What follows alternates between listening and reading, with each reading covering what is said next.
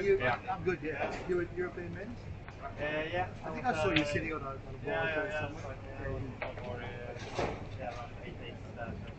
When'd you come back? I came back at Sunday, night Sunday. Then I go So you've been to Wednesday for a friend Tuesday. So and then yeah. busy man. Busy man. Now they're all fine and busy. Yeah. And you, when you I arrived on the 13th. I've been here just over a week. And then I leave on Sunday. Going to London on the way home. We're meeting in London on Monday. I get home.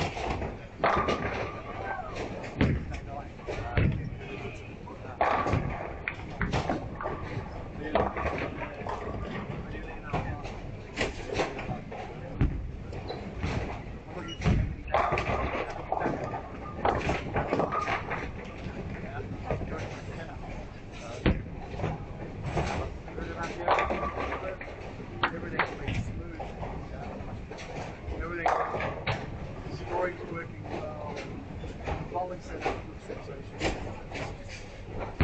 And all else is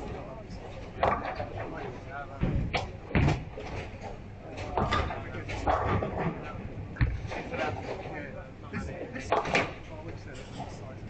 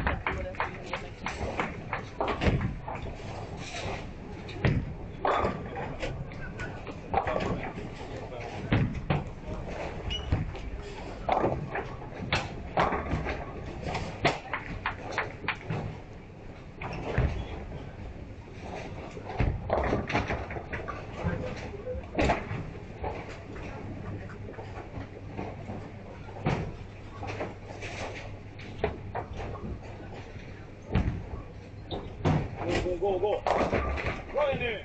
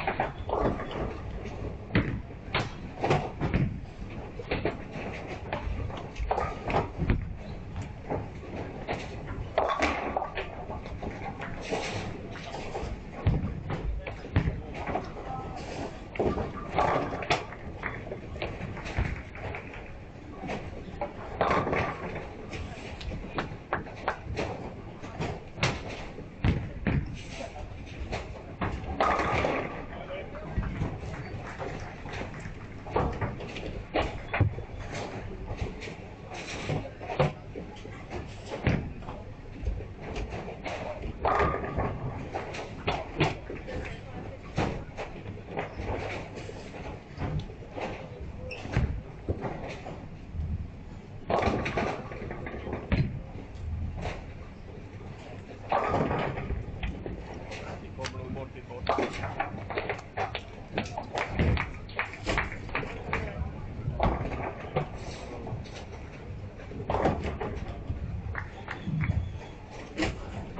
Cola Zero og vatten.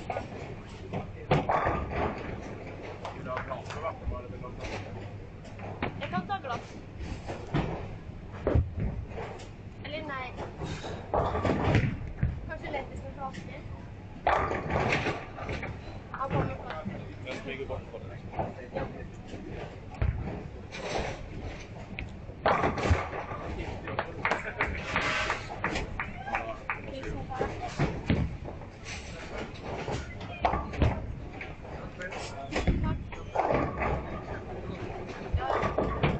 Jeg står lenger høyre enn det jeg har gjort i 18 år.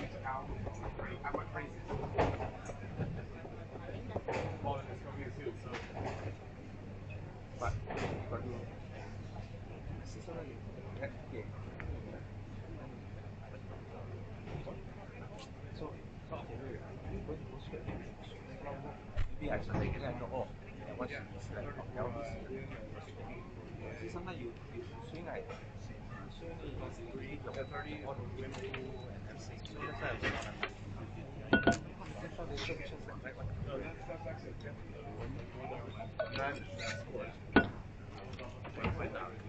Find out.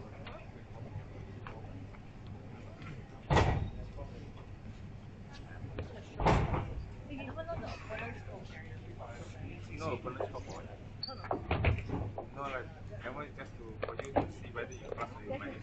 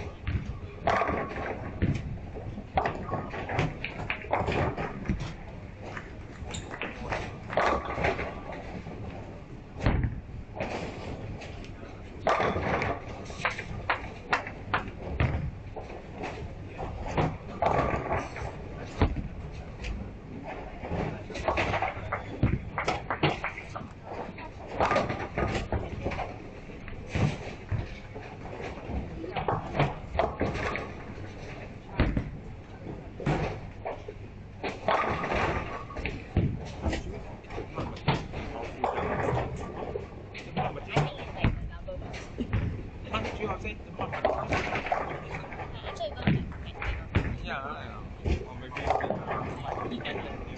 for twin leg, maybe 16 pounds. No way lah. Just 16 Move the ball away.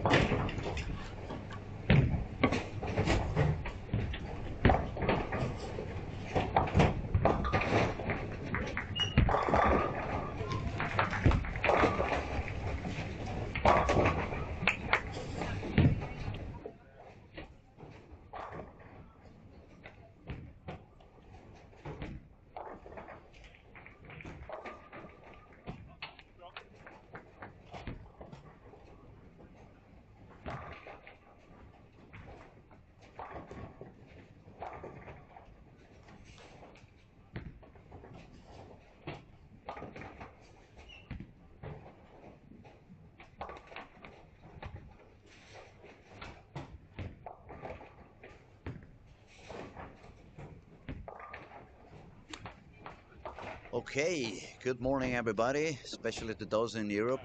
Good evening to those in Asia, and probably good night's sleep for those in the American zone. It's a pleasure to be here, pleasure to be back, even if I'm listening myself, kind of an echo over there.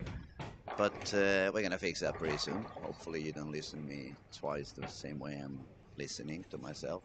It's kind of tough to talk to when you listen to your own. The football commentator, they go like, "Oh, nothing else is happening." Uh, Everybody, have a very special guest with me this morning. We have the pleasure to be together with Peter Fleming. He was the 1999 PBA Rookie of the Year.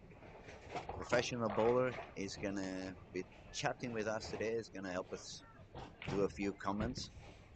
Paul, Paul Fleming, ladies and gentlemen, is gonna join us today. And good morning, Paul. Nice to be here. Yes, it's great to be here. I wish I was watching my son bowl, but he struggled a little bit on this pattern. So I'm watching Caitlin from the U.S. and get to root her on today. She had a very tough first day. The first squad, she was struggling a lot. I could see she was suffering a little bit, couldn't really find the right reaction. When she moved a little bit far out, it was reading a bit too early for her. As soon as she moved a little bit in, the carry wasn't there anymore. But day two, she bowled spectacular, and yesterday she carried quite okay, so she made it all the way into the final, and she's looking pretty good, pretty consistent, pretty strong, nice technique. Yeah, she's a very consistent bowler. Just watching the ladies and the guys, they kind of attack the lanes a little bit different, and they are very challenging. So the condition is hit the pocket and pick up your spares. That is one of the things that we could notice actually on the boys division. There was a lot more urethane going on than in the girls division. When you look at the ladies, some of them are using urethane, sticking far out to the outside part of the lane, but I'd say probably 50% of them are actually using reactive balls. Yeah, on the that you are correct on that. The guys tend to use the urethane, especially the purple hammer. I noticed that ball goes down the lane quite It's a bit lot here. of those going around, definitely. Okay, so what do you expect for today? You think it's going to be a little bit more of pressure going on since it's match play? They're facing each other. They have a 30 pins bonus if they win the match. I believe it's 15 if they have a draw, and they get absolutely nothing when they lose. I think that's going to be also part of the mental game today. It's going to make them perhaps overthink a little bit at some shots. I think so. You know, there's 15 games, and there's a lot of games. And in the first block, everybody should be relaxed. The second block is when everybody's probably going to press a little bit more, but it looks like some of the players are already pressing out of the gate. That's what it felt to me as well. I saw a few more shots, you know, when you start missing a little bit, kind of what I call check the room inside. I see a few shots that they're not swinging out the ball as they used to do the first couple of days.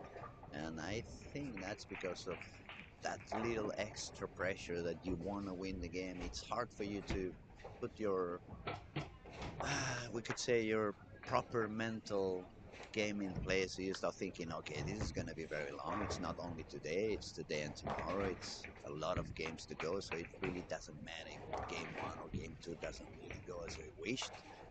So, but still, I mean, they are human. Oh, yeah. The feelings come in play, and pressure gets in play. Your brain can become very tricky, and it becomes tough to overcome these kind of situations. Yeah, the biggest thing is whether you're scoring high and you're nice and loose with your swing. The biggest thing most people don't realize is when the condition's hard, you have to have the same relaxed approach to the game. It's easier said than done. It is Yeah? a lot easier said than done. So everybody always goes, you know, there's so much more pressure for a 300. That's Well, one of the things that I think I realized as I started being more a coach than a bowler. Life is it's a lot easier as a coach than it is as a bowler. yeah. we can kind of dictate, hey, this is what you should do, and it's really harder to get your mindset in that mindset. Okay, and we are already on game 3. That's already a couple of games. We've seen Norway shooting 234 to 26, so she made a couple of high games. Australia started also with a very high game. Just had a little bit of miscarry at the very end, but she started with the front 7, unless I'm wrong, for 250 something, and then she made 200. She won both games. So now we have Norway on first position. Australia is currently second. Mexico, she made it on the very last moment. She was the 16th player going in, and actually it happened on the last couple of frames. And now she's up there on top 3. So that's part of the fun of the format as well. You really needed to just make it into that top 16, and after that, fight yourself all the way up. Oh, correct. You know, it's kind of, as a bowler, you know, it's kind of disappointing for the top players that all the pins drop, but in the same aspect, for the bottom half, it's refreshing that, okay, I don't have to make up all these pins, and if I figure them out and perform, I can be up there as well. It's kind of giving them a new opportunity to Absolutely. shine. Yeah, actually, for example, we can see now Germany, she was top 3, and she has been top 4 during the 3 days of competition we had so far. And this morning she didn't start with not that much of lag. She had a couple of shots with bad carry, and just 1 or 2 single pins missing, and then it became a little bit mental. You could see on her body language that she was struggling a little bit, so we could probably see some of the pressure, as we said, affecting a little bit on her mental game.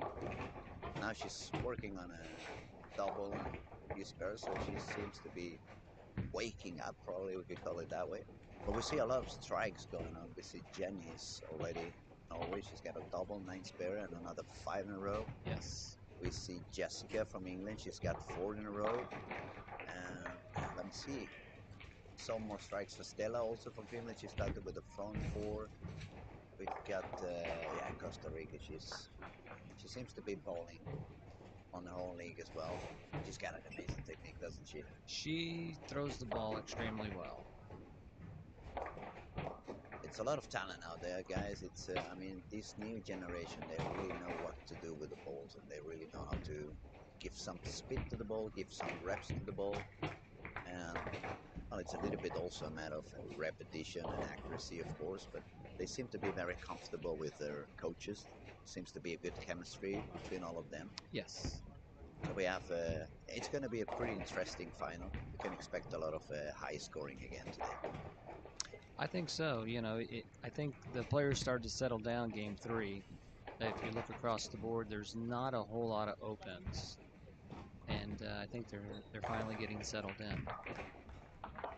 Paul, you had the chance to actually test the pattern because you were part of the PBA bowlers and top Swedish bowlers exhibition with some of the kids that we had on Wednesday evening over here, and you had the chance to actually bowl the pattern that they are bowling on now. How did that feel for you? Well, I can see why some of the players struggled as they did. If you did not play them correctly, they were very hard. What was the easiest part of the lane, or what was a place where you felt it was going to be a little bit, where you could find a little bit of extra room, we could say? It was more toward the outside part of the lane. For the guys, it seemed like if you got the ball to 2, 3, 4 and got it to tip up a little bit, you had a little bit more miss room out there. But the angles were really important. Your launch angle had to be more to the right. Otherwise, the pattern's pretty flat, and it's not very forgiving. So it's actually probably a little bit easier if you miss outside than missing inside in this case. Correct. I would have liked that pattern. I really love the ball outside, so it'd be fun for me. Yeah, it's one of those. It seemed like if you missed inside, your ball didn't hook, and then if you missed inside too much, your ball hooked too much. So that was really challenge. So you couldn't really expect the ball to hold that well when you miss to the left, in this case as a right-hander. Correct, and that's kind of the misconception. A lot of times you have hold when you miss left. Well, it really wasn't playable hold. If your launch angles were to the right, you created hold. But if they weren't to the right, it wiggled. Then it became tricky. It became very tricky. And also, especially in the boys' squads, since they use a lot of urethane, that caused a lot of traffic down the lane, and it became a little bit tricky. And it also was a little bit, who am I following? Am I following somebody who is actually making the lane a little bit easy for me, or am I following someone who's actually going to make the lane very hard for me? That is very true. And the biggest thing is, not only did the down the lane get tighter, the front part of the lane hooked more. So it was really navigating. My ball sometimes didn't go down the lane, and then it didn't have that launch angle. So some of the players that bowled really well, they were able to get the ball through the fronts really good, or they lofted the ball. There's a lot of different techniques being used. So we've seen many different ways to attack the game, but if there was a common thing, it was that those who scored pretty high, they managed to keep their breakpoint pretty far outside. Correct. And they just had to realize, okay, what kind of ball do I need to use at the moment so the angle, it's not too aggressive or not way too far from the pin, so it becomes, weak in terms of energy when it hits the pocket. So it felt like they understood the lane was out there, or the breakpoint should be out there, but it became a little bit tricky also to find out which ball am I needing to use. I saw many of them that they stood with the urethane, maybe perhaps for a little bit too long. As soon as they moved that ball a little bit too deep and the breakpoint was a little bit deeper, then the carry was not as good, and you could start to see a little bit of deflection and lose of energy on those balls. Right. Well, the biggest thing I noticed is they might have got out of urethane to go to another urethane. So I didn't see a whole lot of reactive balls going down the lane. The people that were scoring, the ones that seemed to score the best, created the best angle pair to pair. So when they moved, they were able to put multiple games together. That was the tricky part. When you move pairs, it could be totally different, and if you didn't make the right choices, you really struggled on that lane. I mean, it's getting more and more important nowadays with this new equipment, with these balls that either absorb so much oil or they push it down. And since most of the new balls, they absorb so much oil, we have seen how the patterns have become thicker and thicker over the years. So that means when the guys use these kind of balls like the Purple Hammer with such low differential that they have no flare, obviously the same part of the surface of the ball is going to be in touch with the lane. So what's going to happen is going to push the oil down, it's going to make the lane longer, and then the back-end reaction becomes weaker and a little bit more unstable. So if you don't really stay awake and try to really read what's happening with your ball, you may end up having either overreaction, low reaction, over under, and then it's when it becomes very tricky, very messy, and it can trigger a few wrong buttons on your brain and make you start doubting about what you're doing. Yes. And when we're bowling this kind of competitions, I mean, you don't want to give up any frames, so you don't want to do any big, crazy changes unless you really know exactly what you're doing. Oh, that is very true. And what's been coming more and more is the surface. A lot of people, especially with the urethanes, they use a lot more surface to get their ball to hook. And they get it to slow down the right way, and then a lot of times on reactives the same way. So it gives it a smoother reaction to control, so you can control the pocket. The one difference that I could say I notice a lot on today's game compared to 15, 20 years ago, even if the best ones do also manage to have speed control, it's not so much the tool they go on to as we did 20 years ago. We used to play a lot with the speed control, speed it up, slow it down. We used to tilt our hand and do a lot of different things with our wrist in order to make it roll forward if we wanted the ball to become a little bit more steady, read a little bit sooner, and not so aggressive on the back. We turn and turn the hand and start spinning it when we also wanted the ball to keep a little bit extra energy, a little bit extra back end reaction. And it feels like today, this new generation, they are more into just let's get all the power out there, just make it even harder, make it even higher speed, higher rev rate. But they are not that much into that era as we were on slower shots, spin the ball a little bit. It's not that many that they actually do those kind of things. No, you're absolutely correct. I'm in the same era as you with adjusting ball speed, rotation. The rotation part they do a lot of, I think. But as far as speed control, they just, I want to say, hit the ball more, turn the ball more, make it hook more. That's what the games come to. I mean, in a way, with all those purple hammers in play, especially Europe and South Europe, you see so many events where actually the racks are all full of that purple hammer. Yes. So it has becoming, it's kind of a pandemic in a way, because everyone's doing the same thing. Everyone's trying to hit the same line and the same type of shot. And what's happening is that we see many events where the first 3 games are like higher scoring, and then as the squad goes on, it becomes tricky. And it's the opposite if we compare to 20 years ago. Maybe we would have some flatter patterns. It would become a little bit tougher on the beginning. Yes. But since reactive was like the new thing, and those balls suck a lot of oil, obviously the lanes turned easier and easier and easier as the day went on. Yeah, no, that's kind of exactly right. So what's different about international versus in the States, a lot of tournaments, there's not a lot of purple hammers. It's not that popular in the United States. No, It's not that much. no. Yeah. Probably because of the conditions.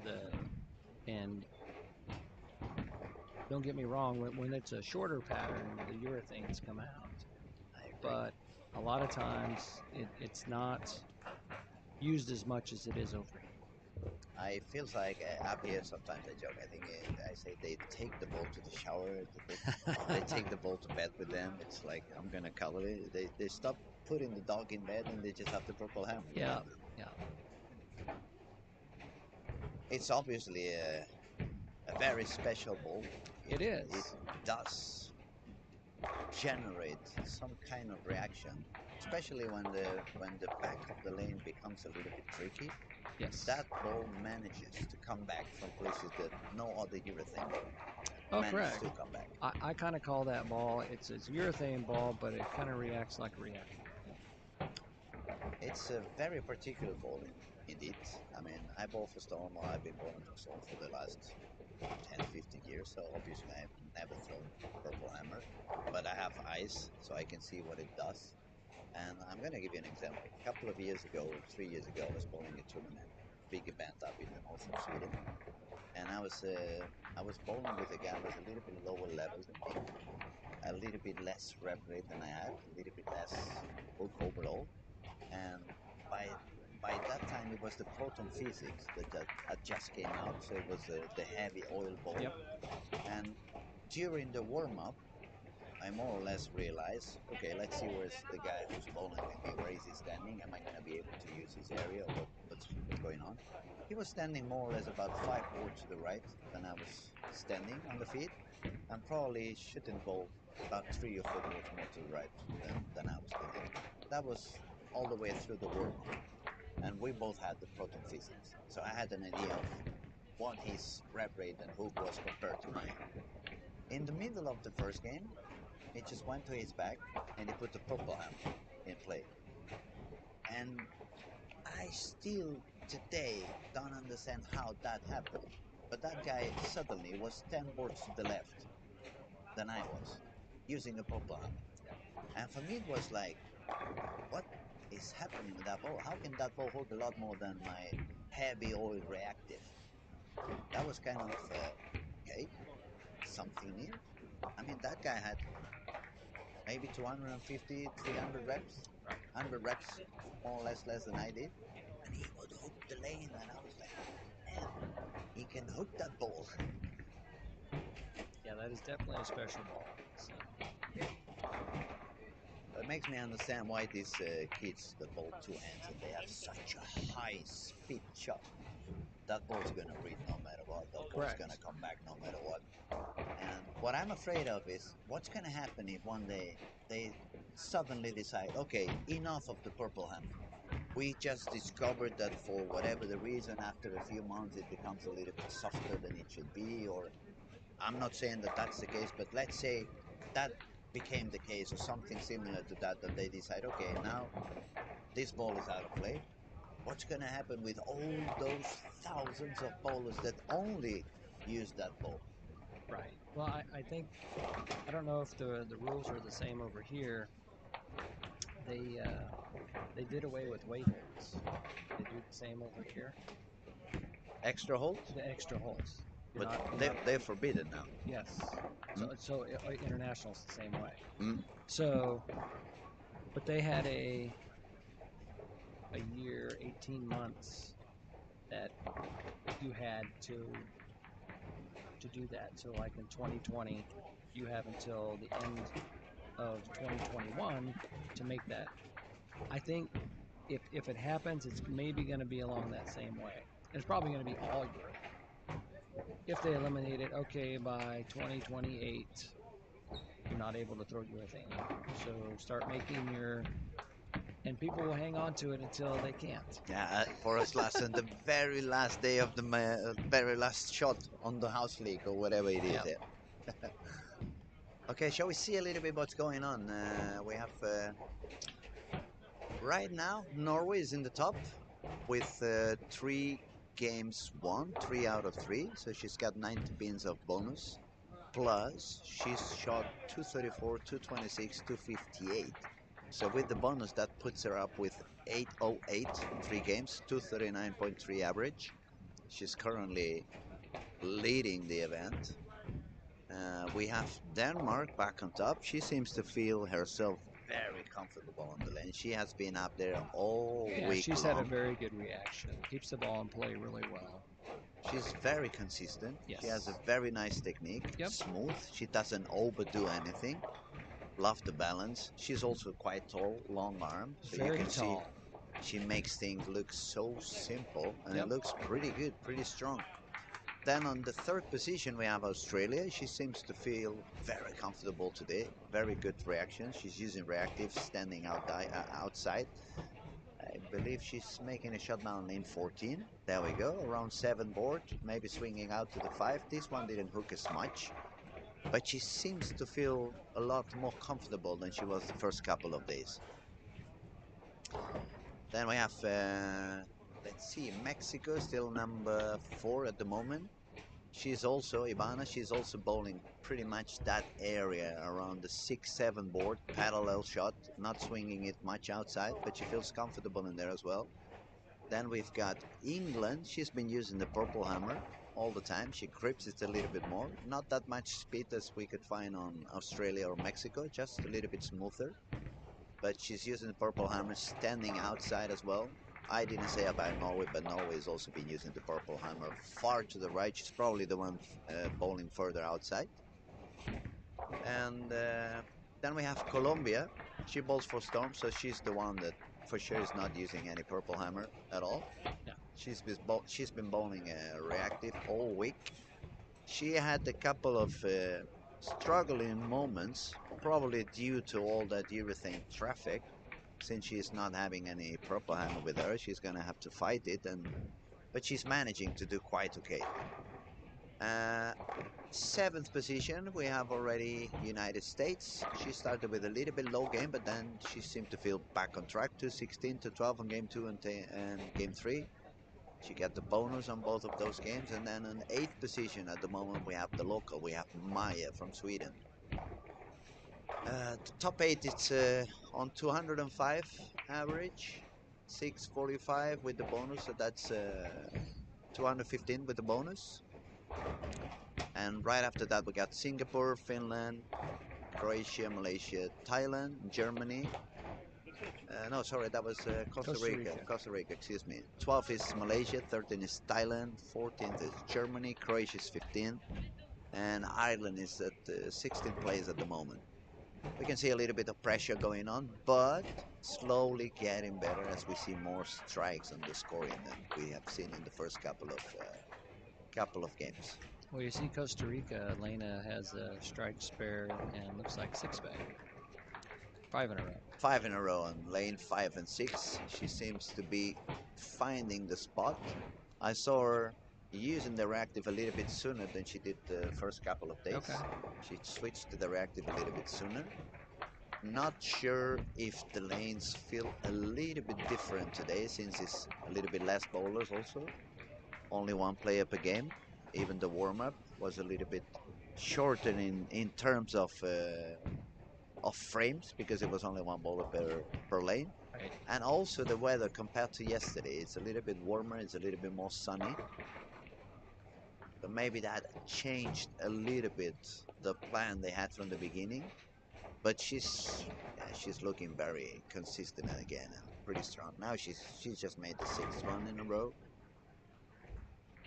Yeah, the biggest thing with Elena, what I've noticed, when she finds her shot, she can strike a lot. She shot a 300 yesterday. I believe it might have been on 5 and 6. Yeah, I think it was. It was a funny thing about that 300 game, actually.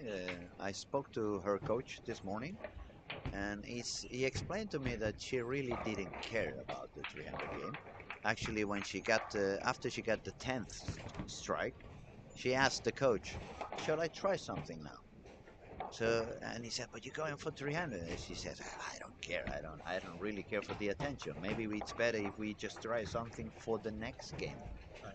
I mean, that tells you a lot about not only her talent, but her mental understanding of the game, that it's not so important that I get the 300 now, as it's important that I remain on the right spot, that I know what I should be doing, needing to do right after. Correct.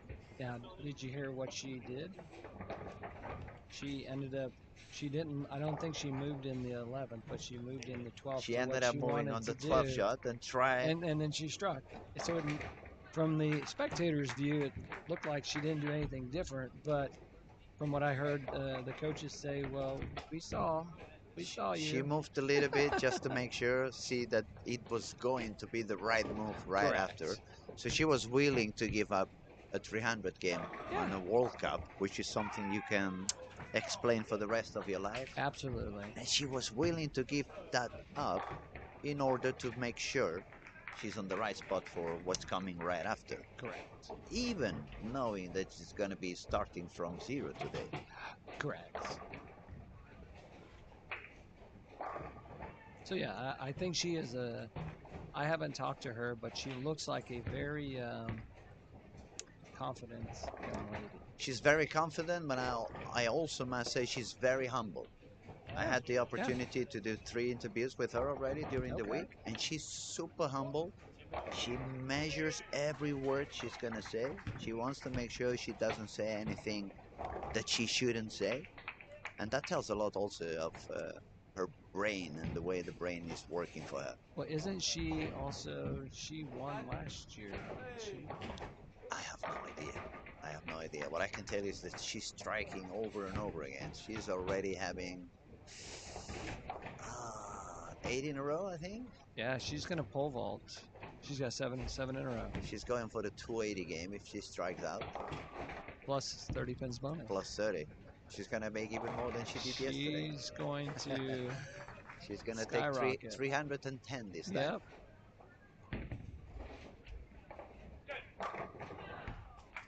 We see a very different body language also today for Maja, the Swedish bowler. It feels like she had a little bit of extra pressure being the local with a lot of friends around, and some of the family also rooting on the crowd. So probably she felt a lot of responsibility. Now she's looking a little bit better. Yeah, we have the confirmation that Costa Rica actually, she did win last year, so yeah, we can expect her to give a big fight again. Yeah. So, you know, she looks like she shot 269. Oh, 268. 268. But that's a good game, definitely. It's a nice way to come back. She didn't start that high. Actually, she was maybe a little bit unlucky with the results as well, because she had the very low bonus. She's only got 15 in bonus. I mean, she lost 2 and tied 1. Right. And the bonus can make a big difference. I mean, let's say she had won all of them, she would have 85 pins more, and she would be top 5 actually. Yes. So at the moment, the bonus is going to make a big difference. On the long term, maybe not that much. But for now, 90 pins in 3 games, yeah, that's a lot of help. Well, it makes a big difference if you look at some of the scores. You can win with a 180, and you may lose with a 220. You know, 220, I don't think you're going to lose. No, but you could. But it could happen. It's like this one here, 200 lost because 268 was shot. But as long as you shoot even, I don't think you're going to get hurt too bad. We have a very tight match on 11 and 12 between Germany and Ireland. It's pretty tight over there. Okay, Ireland can shoot 220. She's on the way for a 220 if she makes one more. So that's going to force Germany to do another strike in order to be able to beat and to win that game.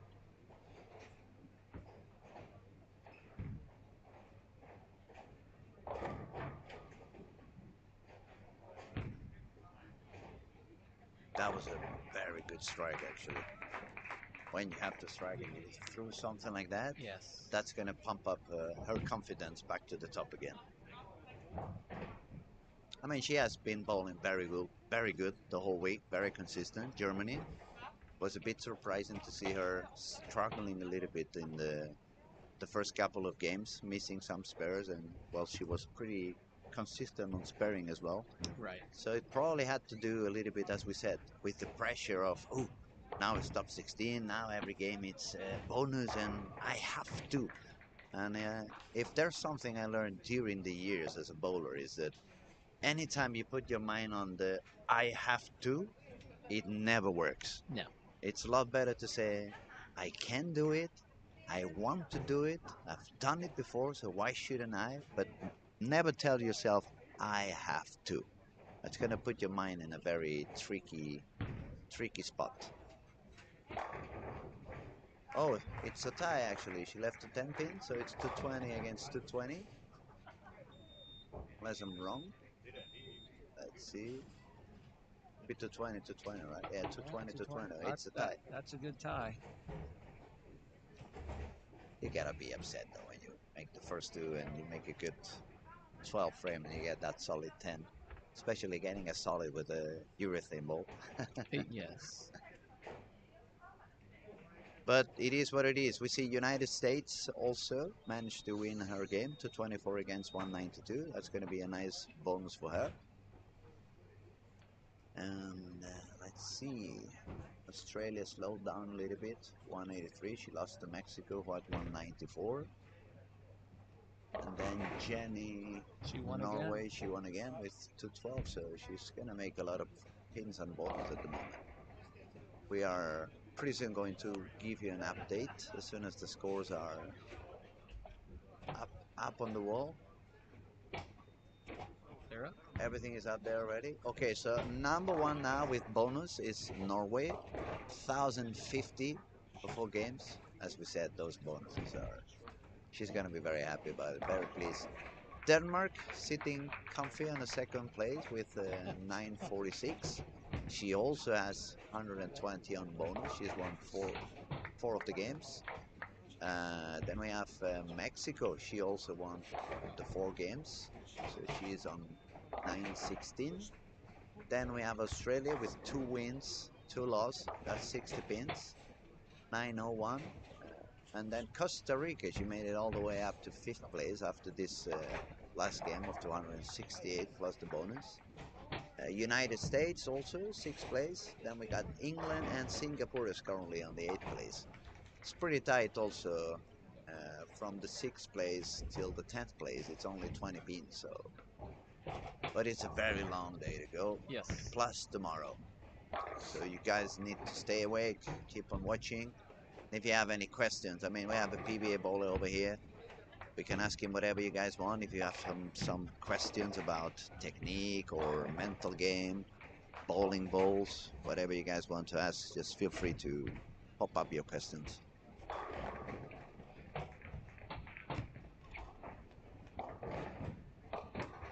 One thing I noticed here too, on the women's side, there's a lot more two-handers on the women than there is in the States right now. It's not that many two-handed in the USA then. Not for the females. Not for the female.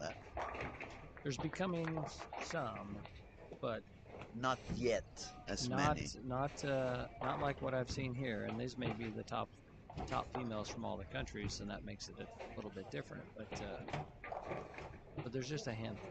You have to you get to see more and more of them, at least in Europe. After all, I mean, it's also, you see, what you especially see is in open bowling, at least down in Spain. Yes. When you go to a bowling center now and you see open bowling, you see so many that they don't use the thumb anymore. Yes. And that's the way it is in the States too. They just realize it's a lot easier for them to make the ball hook than when you use the thumb hole, so you can see all of them trying different ways. Many of them, they don't even use the two hands. They just simply stick to one hand, but without the thumb. Without the thumb. And I can say, you know, it's a lot more fun when the ball hooks. Yeah. I mean, if we could find a way to get out there on the golf course and do something with the club that all of a sudden we get extra 50 yards and stuff like that, we would probably try all those things ourselves.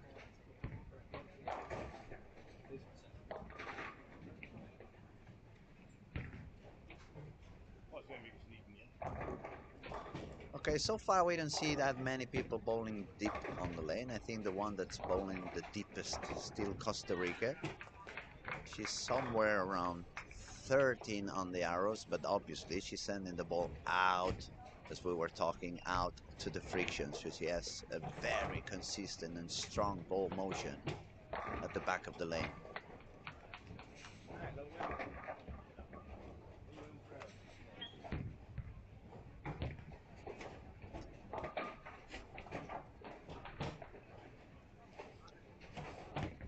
Then we see quite a few reactive balls. I would say Mexico, United States, Thailand, and Australia. The fourth of them are making a very similar line around the 8th board, swinging it a little bit out, but not as much as Costa Rica.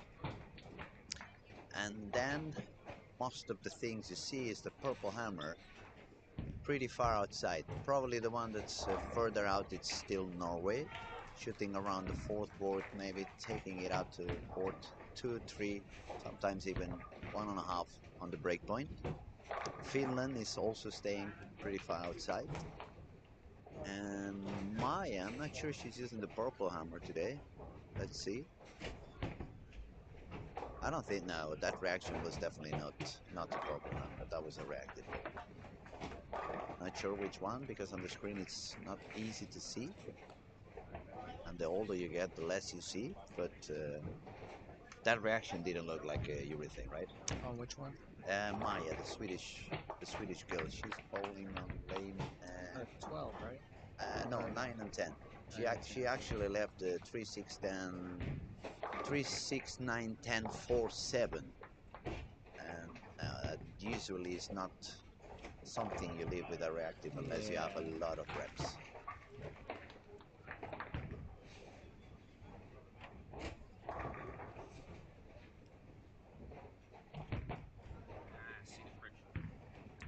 Ireland is striking a lot today. She's doing a lot of strikes we could definitely see from yesterday that Irish team benefit a lot on the arrival of the PBA bowler Chris Sloan. Oh, yes. As soon as he got there, started doing some coaching and giving them some tips. It had worked for them. They both made it all the way up to the top 16. And we can see some striking from Ireland already. She had a couple of low games in between, but she's looking better. She shot 220 on the previous game. Now she's working on a 4 in a row. Well, that's the nice thing about this condition, too. The scores aren't overly high. So if you do get lined up and shoot some good games, you can make up a lot of ground real quickly.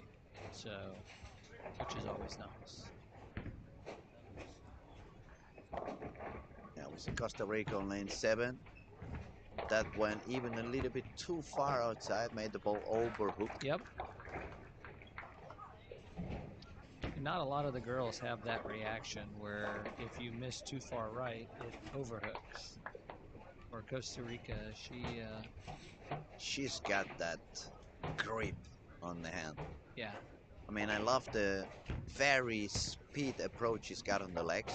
She's got a lot of speed on the legs. That energy is going to transfer to the ball Yep. without her having to use too much power of the arm, which is going to allow her to have a more free swing.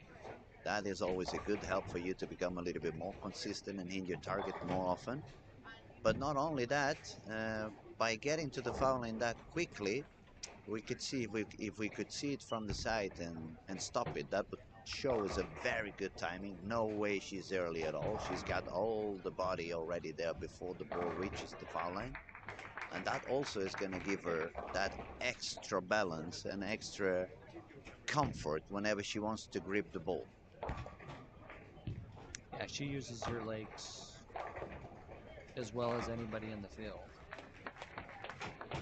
It's one of the things that we see on, I mean, since we are talking for all of you viewers out there, it's one of the small issues we can see in amateur bowlers that you usually, especially when you're not feeling secure about what you're doing, you guys start to walk a little bit slower just to make sure to know you're doing what you want to do. But what's actually happening is that the ball and the swing, they're not going to wait for you. Yep. Gravity and inertia, they're going to stay the same. So the swing becomes faster than your feet. And then you end up reaching the foul line too much at the same time with your feet and the ball. And then you don't have any balance. And that's when you have to put that extra step after you release the ball because otherwise you're falling. So it's kind of a small tip we're giving you out there. Never be afraid to speed up the legs. After all, if you think about any other sport, soccer, they reach the feet there, and then the other feet comes and kicks the ball. If you think about the tennis player, the feet goes there, and then the racket arrives. So if we translate that to bowling, we want the guys and the girls to look that way. So you get to the foul line, and then the ball is going to arrive. That's going to help you a lot, guys, if you have some timing issues or you feel you're missing a little bit of consistency. That's one of the first things you guys want to take a look on your own games.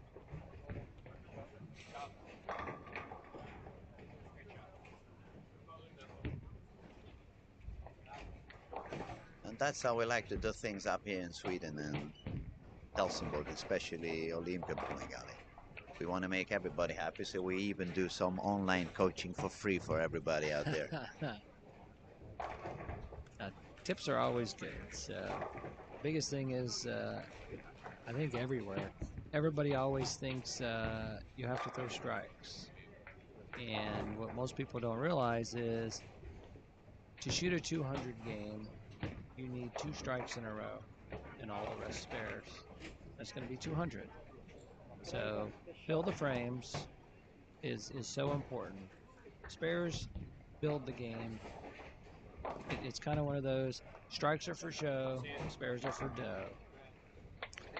In case someone is wondering, I haven't given any script to Paul. I haven't given any dialogue that he could say, because I've been actually talking about the sparing issues Oh. on this generation for 3 days in a row.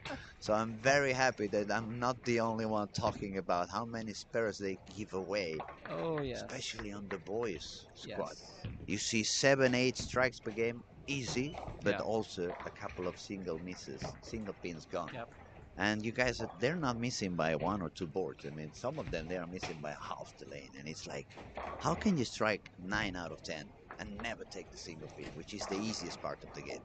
It is. Most people don't realize you have approximately, I want to say 13 to 15 boards to hit a single pin. And I'm not talking about 15 boards at the arrow, it's through the whole 60 feet.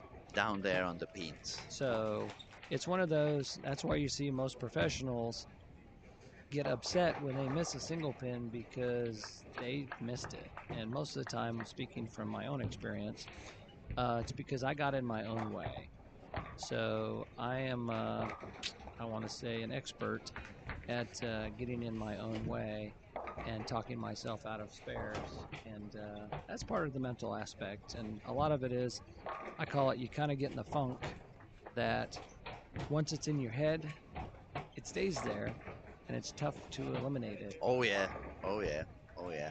That's one of the things I realized as soon as I started coaching, even if I started very young, because down there in Spain is not such a high level. So since I was sucking all the information I could from Fred Board, Joseph Wiener, Yep. Sid Allen, Thomas Leanderson, Tim Mack, anyone I could grab information from. So I got a lot of knowledge for what it was down there in Spain. So I started coaching people when I was 14, 15 years old. And the first thing I realized, of course, when you are that young, you are fearless. You actually never have any fear. Oh, you're going to face Team Mac. Even better. That's the games I'm going to play high, actually. Right. But the thing that was very surprising for me, sparing was always like fun for me. Yeah. And especially I remember being 7, 8, 9 years old. Down there, everybody was so scared of the 10 pin. They felt the 10 pin was so far down there, and for me as a kid it was like, oh, that's the difficult one, let me try. So I get very good at sparing on the 10 pin. And then when I started to become kind of a coach, and the bowlers expressed that fear, they more or less felt like the 10 pin was getting further away, and as soon as they missed it once, it was even further away, and they could see it so small. And for me it was like, but this is the easiest pin of them all. You just move yourself far away, and that's also one of the tricks that you probably, guys, if you have some problems with the with the 10 pin, it's a lot of people sparing the 10 pin around the 15th board, and unless you really release it with a very weak wrist and no reps at all, the ball may hook a little bit. So my suggestion is, beyond making a weaker wrist so the ball has less reps and trying to go forward so the ball doesn't spin at the back of the lane, I would also suggest you guys take that spare as far left as you can. Let's say instead of using 15 in the arrows, you go all the way up to 23, 24. That's gonna open up the angle so much that the ball doesn't have any need to hang around the gutter. You can go directly to the pin, staying far away from the gutter. So if you're one of those guys that have some problems with the 10 pin, you may try this kind of things. Well, and the biggest thing is, I'm sure it's the same over here. The more left you go, there's more oil in the middle part of the lane, so it makes the ball scoot more toward the 10 pin. So the biggest thing is, on spares, if you're shooting a 10 pin and you're missing it to the right, you have too much angle. So you either move your target left or your feet right, and then if you're missing it left, well, you don't have enough angle, so you either move your target right or your feet left. So and that goes the same on the 7 pin side. So it's all about angles. So I always say bowling's geometry. You know, I was not very good at geometry, but I'm very good at figuring out angles. And that is the other thing that actually has changed in bowling for the past 25 years. We had the tendency, at least in here, we have the tendency to think of the balls, which one hooks most, which one hooks less. But back then, to bowl to 20 to 25, you made the top in any event, Yes. more or less. Nowadays, you need 250, even more sometimes. So the carry is super important. You no longer just look for the easiest part of the lane. You also are looking for which ball is going to give me the best carry. Absolutely. And to get the right carry, you need to understand the angles and how the ball is working on the pin. So you no longer need to just read the lanes, but in a way you also need to read how the pins are falling. So you Correct. can understand, am I having enough angle? Am I becoming too weak? Am I becoming too strong? So it's no more about this. Some of you probably had this situation before. You went back home after your night league and your wife asked you, how did that go? Oh, I was so unlucky today. I hit the pocket so many times, but I left so many single pins. Yep. It's not about luck. You were on the wrong angle. Correct. And all the way around. How did that go tonight? Oh, I stroke a lot. I made 240 average, but honestly, I have no idea how that happened because I was not really making that many good shots. I was not hitting my target that good. But anytime my ball was in the pocket, I got a strike. So it's not that that ball is magic or the other ball on the other day was not good enough.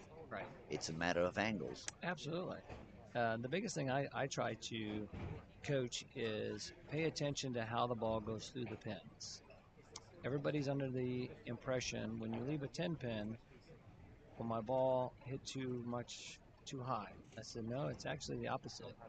Your ball didn't come in, hit the head pin hard enough, high enough, hit more of the 3 pin, which hits the inside of the 6 pin, which wraps around the 10 pin. I said, Absolutely. when you try to get lined up, if you have trouble with 10 pins, try to 4 pin.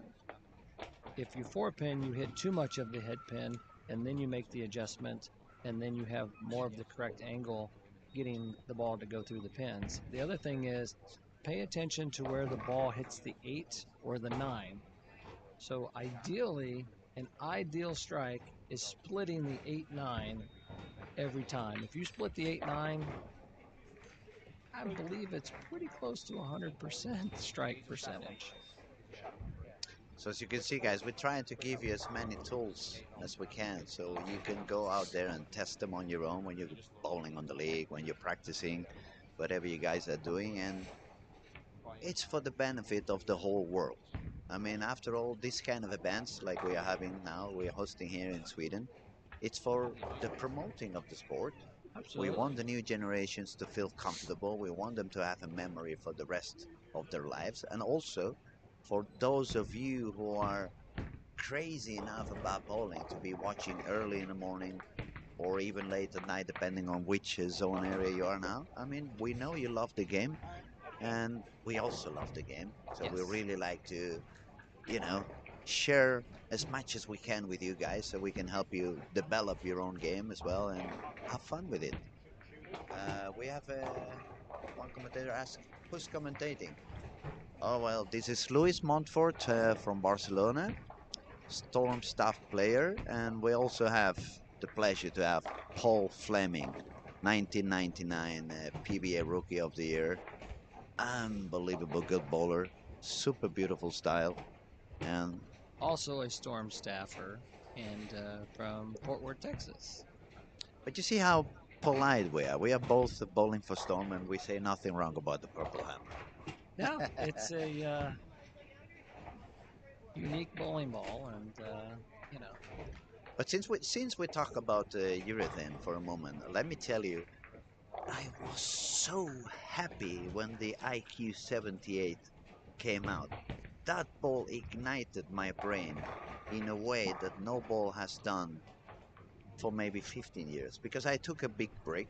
I bowled a lot until I was 23. Then in 2004, 2005, I said, I'm bored. I'm going to stop. I was going to take 1 year off. It ended up being 10 years off. I was completely away of the game. I had my nightlife worked as a DJ at my radio shows, and yeah, it was very tough. For 1 year, I was doing both things at the same time, becoming a DJ bowling. So it was play all night long, go directly to the bowling alley without sleeping, take a lot of Red Bull so you could be awake, bowl the competition. But when you're 20, 25, you manage to do that. As soon as I reached the 30s, it was like, there's no way I can do both things. So I stood only on bowling. But what I mean is back then at the very early years, I used to let the ball do the job for me. I wasn't gripping it that much. So whenever I was really good, it was when the pattern was outside. Right. Outside lines was like perfect for me. I even used to say, "Who's Walter Ray?" That's how cocky I was at the moment. But as soon as I had to go in, yeah, it didn't work that much. Then by 2010, we had the Sea Talent came down to Barcelona, Catalonia. We spoke a little bit about how he saw the game. He helped me to learn how to grip it more and give a lot more reps. I probably tripled the rep rate I had. So all of a sudden I could jump all the way to 25, 26, hook all around the lane and feel comfortable about it. But since I didn't bowl much because I was in the nightlife, when I came back from the break, my last muscle memory was gripping it and hooking it. But that was never my A game. For me, it was still like the B game. So I had to stick to my B game. And it didn't happen until they released that U78 out of the box with the 500 grit. It was way too early for the South Europe conditions. We have very low volumes down there. Okay. So what I did is polish it, like really polish it. Actually, it was with the 3M, you know, the car polisher. Yep. So I make sure that, okay, now this ball is going to be hard. And as soon as I tested that ball polished, it moved me so far right that something in my brain clicked. And it was like, ooh, that's what I used to do on the 90s. So my my rep rate went down instantly. I was back to let the ball do the job, but then I was back to who's Walter Ray. So I really, really loved that ball. It helped me a lot. It allows me to bowl back further outside. And since we were talking in the south of Europe, everybody uses the purple hammer. Yes. And everybody's more or less throwing that same area 10 to 15 in the arrows and swinging it out somewhere around the fifth board. What has allowed me to do with that U78, I actually drill a couple more of those, all of them polished. And what I do with those balls is I stay on the right side or on the outside than the purple hammer guys. Right. And it allows me to bowl as a lefty in a way because yeah. I stay there. I got- stay you- there all day long. I use the hole. I use the traffic of the purple on my left or on my inside line, and I can stay there all day long. Yes. So that ball made my life a lot easier Yeah, as a bowler. and bowling, if you never really have to move your feet, bowling is what I say pretty easy. But the transitions and moving your feet and making the adjustments, that's what makes the carry different and makes it a little more challenging. So It becomes very tough. I mean, as a storm bowler, when you had to compete against the purple hammer traffic, and you couldn't stay outside of them, I was always forced to bowl so further deeper inside. The lane is always a little flatter over there, and that's not that many bowlers with high reps in the south of Europe, so the lane doesn't really open up that much, and it becomes very tough because you're in the part of the lane that the pattern is not that simple, and you cannot really miss to the right because then your backhand it's going to be suffering all the traffic of the purple hammer. right.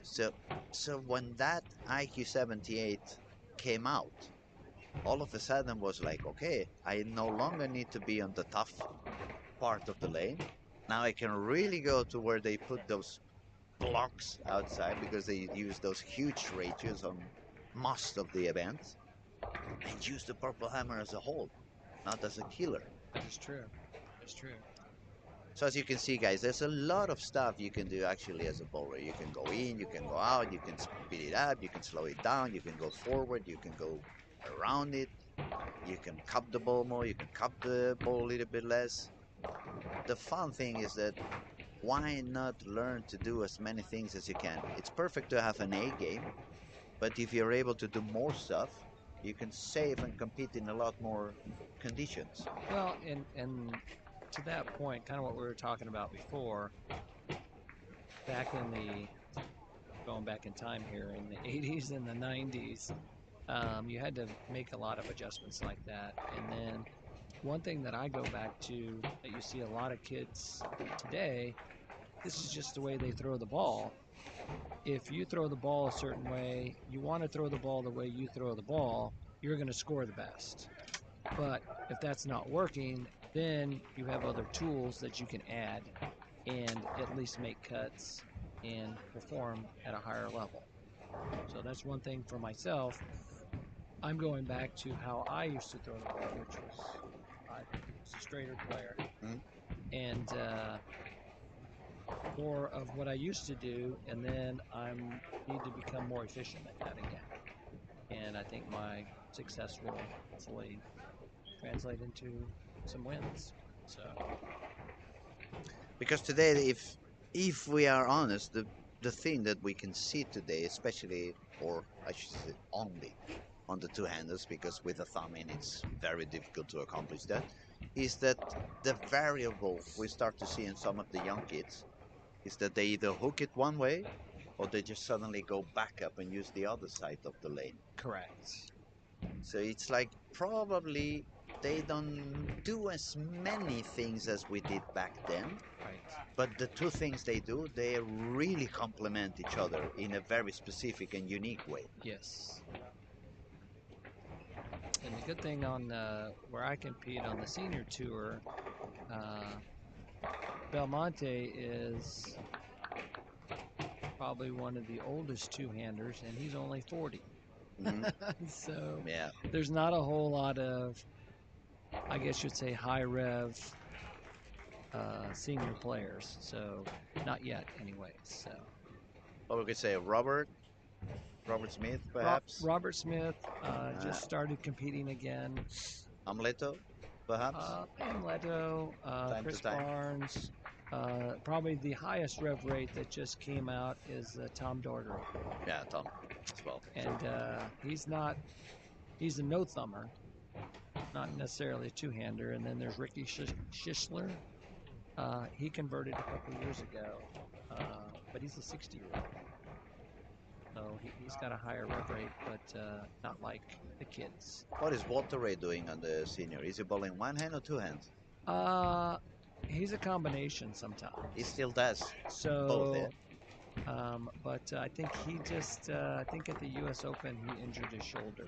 Uh-huh. So I'm not for sure the extent of it because the U.S. Open was going on as this tournament's going on. So we saw Andres Gomez was the winner of the U.S. Open, Andres wasn't he? Gomez was. I'm very happy for him. He's Very wonderful guy. Yes, he is. Very wonderful yes, guy. He is. We want to congratulate Andres. Congratulaciones, Andres. Eres el puto amo. He's a very, very good friend of us and very humble person. Yes. Good bowler, always charming, always ready to answer if you have any questions. Is it? Yeah, very, very great guy. And One of the best friends I've done in bowling, actually. Yeah, it's kind of like he's experienced the same thing. If you talk to, I want to say, any 50-year-old plus, they have some injury of something. Something has happened already, You know, I've been lucky. I mean, I've had injuries ever since I've been 50. But if you talk to the next level, I say, yeah, I had a knee replacement. I had my other knee replaced. I had my shoulder, and my hip. I have all my original body parts. Yeah, let's say, for example, Tim Mack. Yes, Timmy. I mean, Timmy was one of the most amazing bowlers we could see on the 90s and early 2000s. Yes. The things he did with the balls, especially for the amateur bowling. Oh, yes. It was unbelievable. It's this kind of person that shared knowledge, always with a smile, always happy to take a picture, sign autographs, and it was all over the world, week after week after week. And it's so sad that he had so many problems with his shoulders. He's got both of them, several surgeries. And I don't know if you know Timmy's history. So Timmy played for Penn State. American football, wasn't it? American football. And if you see Timmy, he's kind of a stocky guy, but he's not like the typical football player. So he was kind of more, I would say, the big guys. A compact version of an American bowler. But he took a lot of punishment from these big football players. And unfortunately now, at his age, he's suffering from it. It's paying out a little bit of that. I mean, that's the B side that nobody talks about of professional sport. Oh, absolutely. We only see, or in the news, they only show you, victories and trophies and how much money they make, especially on other sports, how beautiful their husbands or wives become, and they show all that. Well, But it's not very often they tell you the B side, the injuries, the sacrifice, the doctor visits, the surgeries, the pills, the medicines. They show all of the superstars. You got Peyton Manning, which toward the end of his career, he had some neck surgeries, stuff like that. But a lot of the top players, well, they haven't, I guess, suffered as much as the front lines and stuff like that. You never hear about the people that protect all of these guys where their careers aren't as long. Absolutely. So I think the average football player is maybe 4 or 5 years. But that is more or less what we say. They may talk a little bit about some NFL stars, NHL stars, maybe the baseball, even NBA, European football, soccer. Yes. But what about the small sports? Yeah. Like bowling, like, I don't know. With, of course, Formula One drivers or the motorbikes, because they have such spectacular crashes. Oh. Then they make the news, oh, he broke his bone, and he broke this, and he broke that, and he's riding the bike again the week after, which is quite insane if you ask me. But it's the same thing for sports like bowling. It requires a lot of hours of practice. It's a sport in which you do such a repetition after repetition, but you're using one leg on one side of the body and one arm on the other side of the body. So it works, the body is working very unbalanced in a way, and that's going to cause problems for sure. Down the road. And yeah, exactly. And it's part of the things that not many people talk about, and especially now that we probably have some audience that's going to be younger due to the event we are talking about, or we should be commenting about. We're talking a lot about it, but preparation, physical preparation. I mean, it's crucial that you guys start taking care of your body as soon as you can. And that's the biggest thing. Like I'll get some friends that go, yeah, I went bowling last night and I'm so sore today. And I'm like, yeah, and they only bowled 3 games. Exactly, when you guys go for 50 games plus in 1 week. Oh, yeah. Most people don't understand the physical toll bowling takes and the shape you need to be in. I mean, when I competed on the national tour, I was more of what you call a gym rat. I mean, I was in the gym all the time, just working on my fitness and nutrition, and that's the biggest thing in life in general. Take care of your body. The saying is, you are what you eat, and it's so true. If you eat well, you're going to feel better. If you do exercise and some type of fitness, you're going to feel better. And it's good for the mental aspect as well. That's a few things that are getting better in the whole aspects of life. They are learning more and more about what type of food does good for the body, what type of food you want to stay away from it because it becomes poison in the long term. Right. So this part, it's becoming a little bit of better information. It gives you a better idea of what you want to be having on your diet when you are, let's say you are working a little bit harder on the gym. Let's say there's another time where you are a little bit slower, you're more on vacations, you give yourself a few weeks of rest. Maybe then you change your diet a little bit. But there are also things that you want to do no matter what, like stretching. Yep. I mean, to be flexible. That's one of the things that I never ever did before I was already 30 probably. And I was quite a healthy kid. I mean, I was not drinking, I was not smoking, I was not going out. I was so in love with bowling and basketball that I played basketball maybe 2 or 3 hours every day, and then I bowled for another 4 or 5 hours every day. Wow. So you do a lot of sport. I Right. was always skinny. I was never fat. Never had any issues with that. No cholesterol or whatever. But still today, I'm not. I'm not there yet for the 50s. I'm not there yet for the seniors. But I have a lot of pain, and my lower back is Yeah. killing me day after day after day. And I've been doing gym work for the past probably 20 years. So what I'm meaning is that, especially if you're a bowler who has begun bowling even before you walk, like you start making your first shots when you are 2 or 3 months old, and you push a ball somewhere even before you can walk. It's gonna become super important that you start taking care of your body. The sooner, the better, because time passes so fast for everybody, and everything you don't start doing today, you're gonna end up paying tomorrow. That is true. And and bowling is such a, as you said, it's a one-sided sport. You using your left leg and your right arm, or right arm and or left leg and right leg and left arm. Yeah, you guys know what we're talking about. Yeah? Yes. So it's so important to work the other side of your body. One of the things that was always portrayed to me is if you bowl right-handed, practice left-handed. Doesn't have to be as many, but it's working the other side of the body to help balance it out. Compensate a little bit. Otherwise, Yes. you just create a lot of muscle on one side and no muscle at all on the other Yep. side, and then you become like an S. The column is going in every direction, and you don't want it. All right, welcome to Doctor's Field, right? Let's talk a little bit about the standings. We are letting you obviously enjoy and view and watch, but we just try to make it a little bit more entertaining and talk a little bit about everything that is around the game. But it's time to see how the stats are at the moment. Norway is sitting on first position with 175 pins to the second one.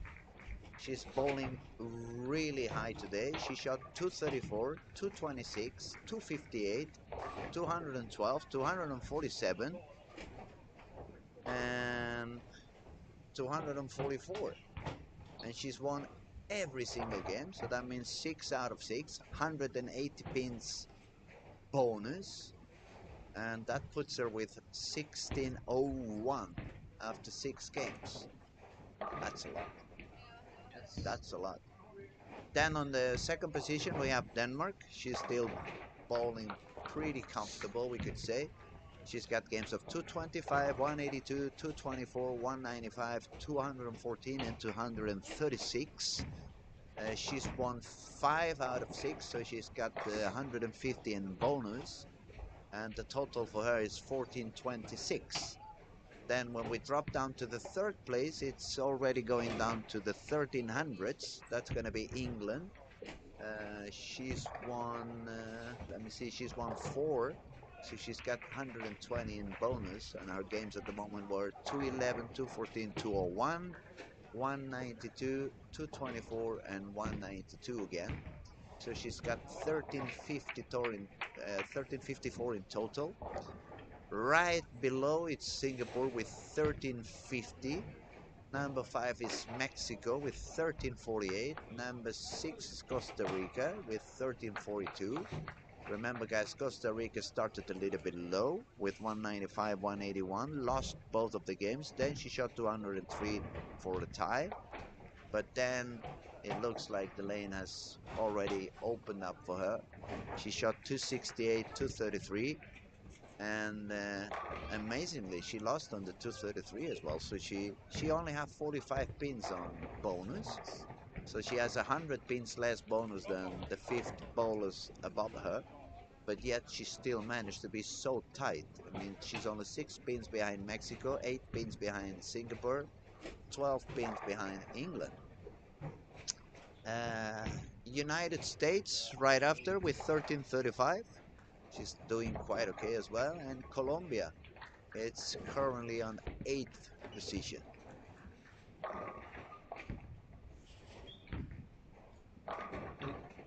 If you noticed, what I like about this, the top 8 are the top 8 averages. It is. So, because sometimes you can be in the top 8 and you won every match, but you don't have the highest average. So I personally, as a bowler, I really like that aspect of it. Yeah, definitely.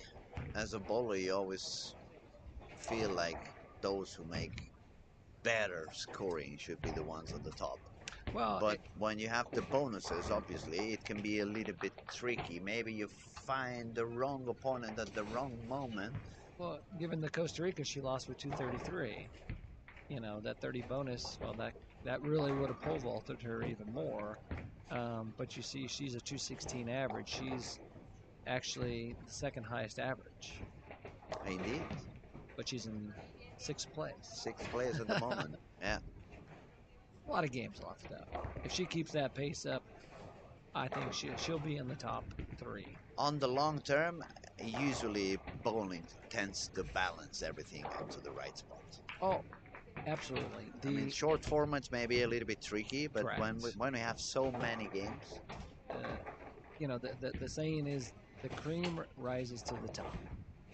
And usually long formats, that's where you see the U.S. Open, the Masters, all those.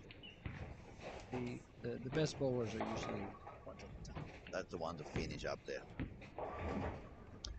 All right, in terms of what we see on the lanes, Jenny from Norway, she's definitely having a very, very comfortable day. You can see on her body language that she's really enjoying what's going on today. She's standing quite far to the right already from the beginning. The first 3 days she was like starting to the right, then following a little bit the transition, and then at the very end she would move far to the right. But today she seems to be from the start quite far outside, using all the angles she can on that purple hammer, and she's striking a lot. We have, actually we've got some stats here at the moment. She's got on 53.8 strike rate, 75.7 on spare rate. It says she's bowling 211.6 average. But I believe those stats are the whole week, not just today.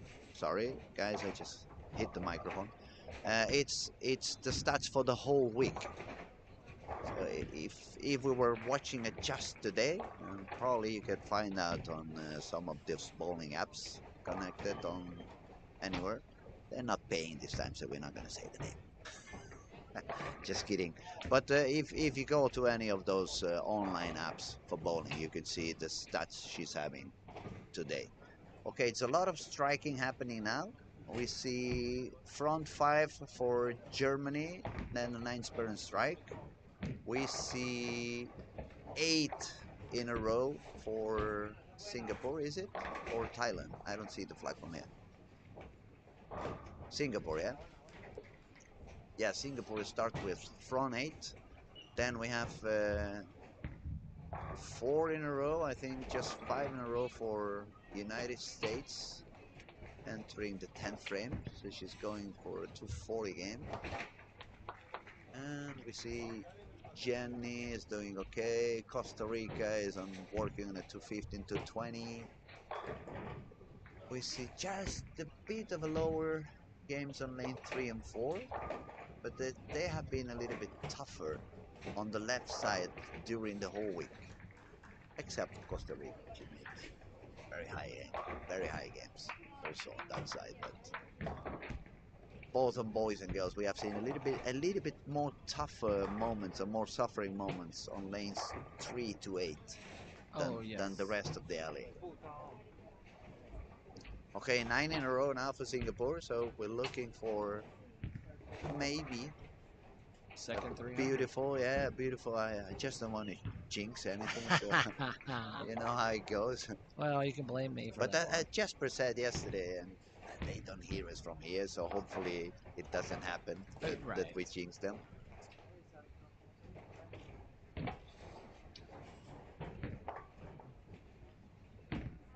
Yeah, you always hear the commentators in golf. Well, he hasn't bogeyed all round, and then that hole he bogeys. It comes even a double bogey all of a sudden. Okay, United States, Costa Rica. She's gonna manage to win at the very end. She just made a double on the 10th frame, Elena. So she made it. She's gonna work on a 240. So it's gonna be a 240 against 220. Yeah, high scoring is showing up again. The nerves are probably calmed down already. Everyone's focused. They are in full control of what they're doing with the balls. They are knowing exactly where they want to stand on the lane.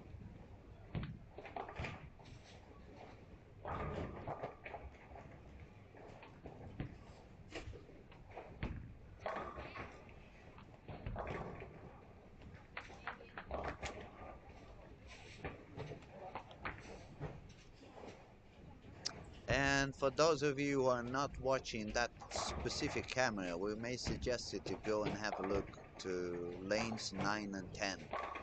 We've got Singapore with the front 10. She's actually going to make the shot for the 11th frame.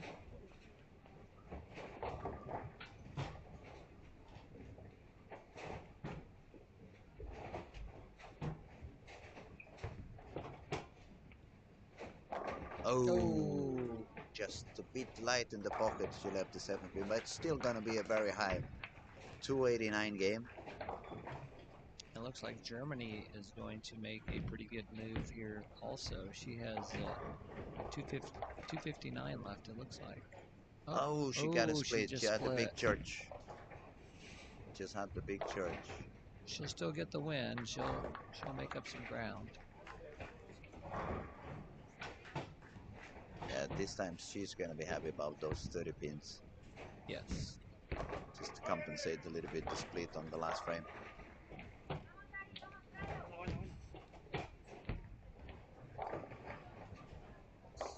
That can be annoying, yeah? When you're going for a 250 something and all of a sudden you just missed a little bit. You get the big 5 over there and you go like, oh, gave away 3 frames in one shot.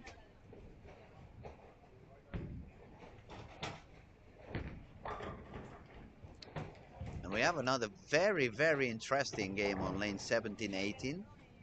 It looks like if they both strike out, they can tie on a 227. Yes. Ireland already has the 10th and the 11th. Australia's got the 10th. She's going for the 11th. Missed a little bit in, but she got it. Yeah, she got it.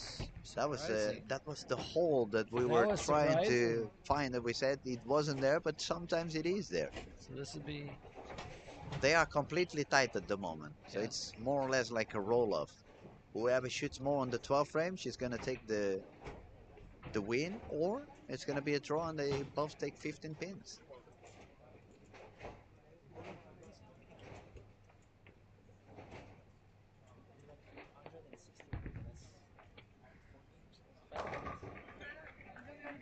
Another 217 game for Norway, and surprisingly, we had a 9 miss on Costa Rica on the 10th frame. So Jenny's got the Jenny's got the bonus again, and Costa Rica again with a 200 game is not gonna get any bonus. Yep. She's gonna have to work all the way without bonus. Yeah. My. Oh, that's true. That's Croatia, isn't it? Thank God we got Victor over here. He's the young one. He's got the right eyes. He's not using any glasses, and he sees a lot more than I do with binoculars on my eyes. Yeah. So Costa Rica 242 plus the 30 pins. You're right. She's gonna jump up right away. And Ireland won by 1 pin. By 1 pin at the end, yeah. She left at 10 pins. Too many screens for me. I get lost. And then Maya, she won with 166 against 160. I mean that's part of this format also. Yes. We see the United States 224 lost Australia 226, lost, and then all of a sudden Maya 166. You got 60 pins less, but you win. You got those 30 that are gonna make you very happy.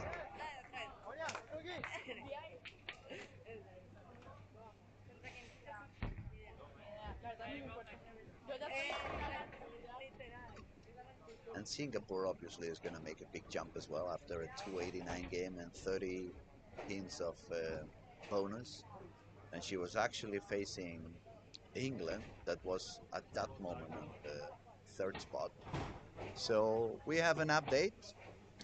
Norway is still up there on the top with 1848. Then we have Singapore, she just jumped into the second place now. She's sitting out there with 1669. Then we got Denmark with 1638. Costa Rica again up there 1614. But see the bonus. Norway's got 210 pins in bonus. Costa Rica's got 75. So that's 140 pins in there already. But we must say Norway is bowling spectacular today. I mean, she's got 234 average. Yes. She could be competing on the boys division today and give them a lot of trouble. That is true. To carry on, we got United States, 5th position. Then we have Colombia. She managed to be up there no matter what. When you look at the streaming, sometimes you think like, she seemed to have lost it. She seemed to be suffering a little bit, but man, she stays up there no matter what. Well, she just, well, I haven't watched her too much, but she moved more toward the outside angle where the ball was. It looks like she's using a reactive, but she found the way to go further outside. She gets a better carry. When she was a little bit deeper, she was not really carrying that much with the 10 pin. Had a little bit of deflection, as we were talking before. Well, I think she's the got ball a better was not angle. splitting the 8-9. Yeah. Now she's got a lot stronger angle. The entry and the energy looks a lot better than it did a few games ago. And what else do we have? We have Mexico on the 7th place. England is currently 8th. Ireland, 9th place. Australia dropped down to 10th. Germany slowly going back up. She's now on 11th position. Malaysia 12th, Sweden 13th, Finland 14th, Croatia 15th, and Thailand is at the moment at the 16th place. Not that far from the cat though. I mean, it's only 200 pins and it's a lot of games to go, so obviously it's still going to be a lot of ups and downs and moving around the qualifying for the next step. Norway is using a purple. Yeah, she's been the whole time, I thought. All day long. It's one of those I said probably take them to the shower, take them to bed, and cuddle them at night, make sure that the ball is happy enough for the next morning. But she does it very good. She's very consistent. She has a very, very nice technique. Very simple game. And also, as we said before, she also has a very nice speed on the legs. Yes. That's going to help her transfer a lot of energy to the ball without having to overdo with the arm. And that's going to secure her to have more or less a very free swing, a lot more consistent hitting the target. Well, and the nice thing, she's very tall also. So, you know, it's kind of one of those, if you have a nice simple game and you're 8 inches taller than somebody else, well, you're going to have more power automatically. She's got a simple game with a lot of power. Okay, let's see who's facing who. Lane 17-18, we're gonna have Mexico against Germany. Then 15-16 is Finland and Ireland. Then we have Australia and Jenny. Norway is gonna be on 13-14. See, what are we at? Let's see, it's England on lane 12 against Benta. Thailand on lane 11, true. Then we have Croatia and United States on 9-10. We have we have a neighbors meeting on lane 7-8. Denmark is facing Sweden. Then we have Malaysia and Costa Rica on 5-6, and Colombia and Singapore on 3 and 4.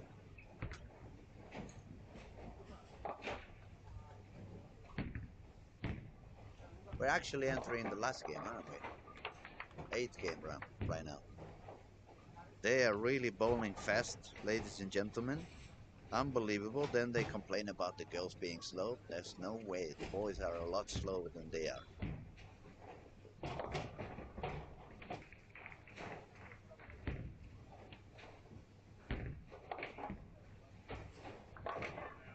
Typically in the States, the girls are much slower. So, especially watching collegiate tournaments, the girls will be a whole game.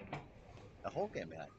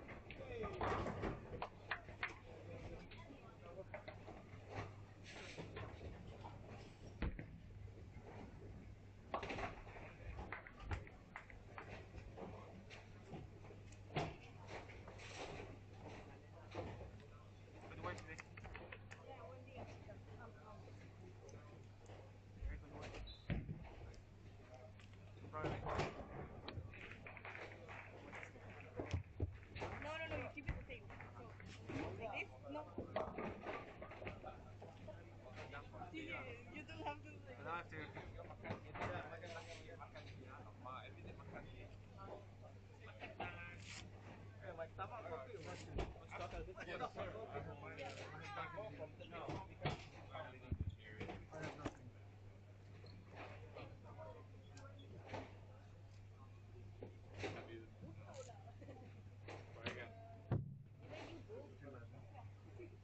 Thank you, bowlers, ladies and gentlemen, and that completes the first 8 games of the round robin competition for the ladies here at the 2025 IBF Youth World Cup. Next up, we'll have the men's top 16 round robin starting at approximately 12:30. Thank you. 12:30. Yeah, that's good.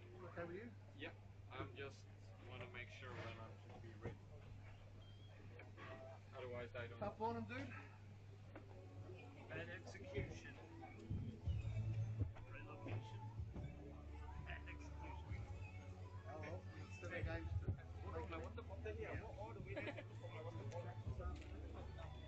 rest, clear the head, go for a walk.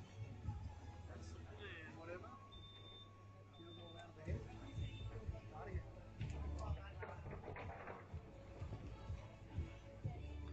Because 7 games is still enough to get through.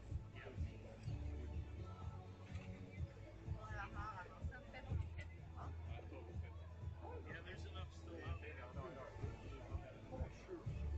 For sure, for sure.